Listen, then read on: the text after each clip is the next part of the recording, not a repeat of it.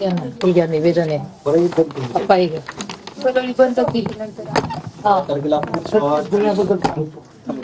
मग परही बंद केली तरी आपल्याला हे केलं नाही तपासात.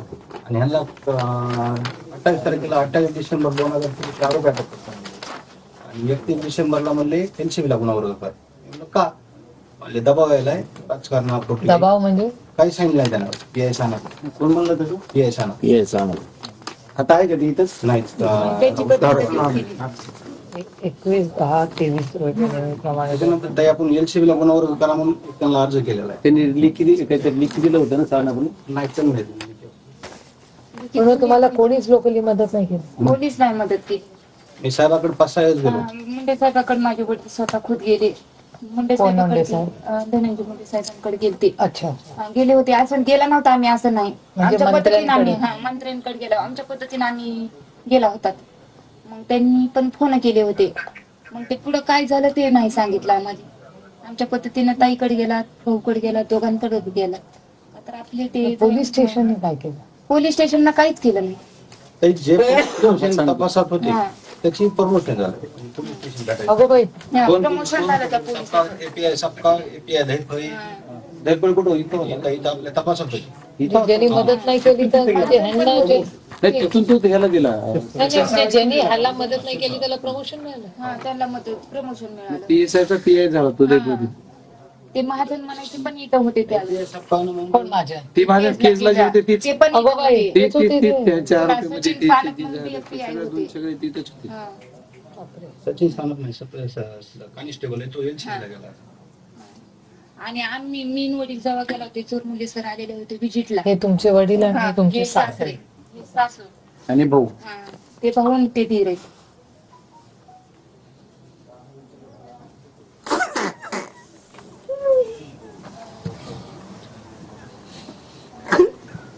मुलगा काय आई वडिलांचा करतात लिखीन सारखं त्यांना होता. न्याय व्यवस्था नावाची काही गोष्टच नाही आहे बीडमध्ये. म्हणजे लॉ अँड ऑर्डर वगैरे वगैरे सगळं फक्त कागदावर आहे. कागदावर म्हणजे आम्हाला न्याय दिलाच नाही. काहीच केलं नाही आमच्या केसमध्ये. म्हणजे एक चिलट कसं मेलं ते टिपून दिलं तसं केलं. त्याच्यात पण आहे सगळी माहिती पुढे झालं काय याचं? काहीच नाही अटक नाही, काहीच नाही त्याचा. काय एव्हिडन्स? आता हे नवीन एसपी आलेत का? नवीन एसपीला दोनदा भेटलो. पहिल्यांदा भेटलो त्यांनी म्हणले मी नवीन आलोय 2 वेळेस गेले. दुसऱ्यांदा भेटलो तेव्हा यांनी पथक तयार केले. आता एक पीआय आणि 4 कॉन्स्टेबल गेले आणि हे मध्ये तपास करायला तपास 15 दिवस झाले. हे तसंच बनायले तरी म्हणजे ही केस उपोषण करू नका, थांबा. ही दबलेली केस फक्त या ताईमुळे वरती आली. या ताईने माझे लेकरांनी ते चिमणी म्हणे बघत येतो संध्याकाळचं लय आम्हाला त्रास होतोय माहिती का. रात्र झाली की 1.5 वर्ष झालं मग आमच्या आज आता गेल्याने माणूस वाटतंय आम्हाला. इतकं आमच्या काळजात भरून येतोय माहिती का. किती लेकरांचं भविष्य पुढं किती अवघड आहे सांगा बरं.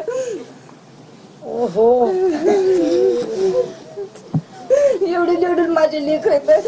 काही माझं भवितव्य काय पुढं न्याय सगळे नाही म्हणजे प्रशासन कसं सांगा ना.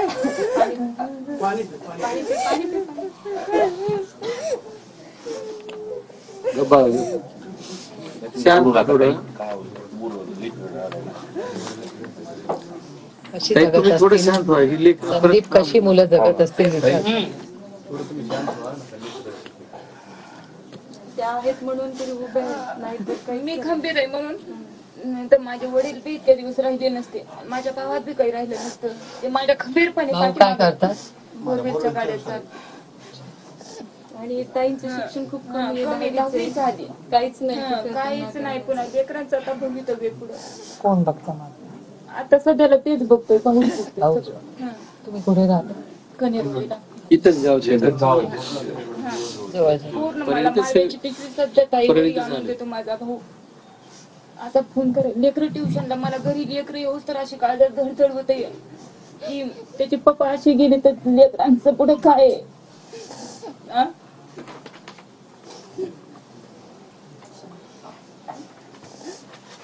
एवढा मोठा खून होतो, इन्क्वायरी कसं होत नाही?